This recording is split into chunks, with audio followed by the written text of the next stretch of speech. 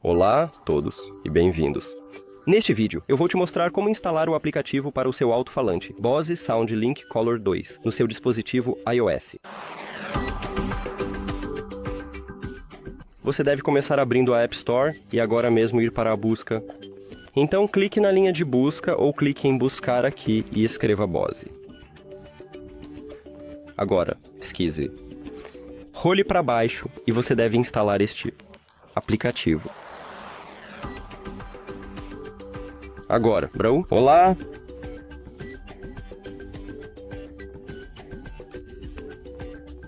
Olá! Concordo sim, pular.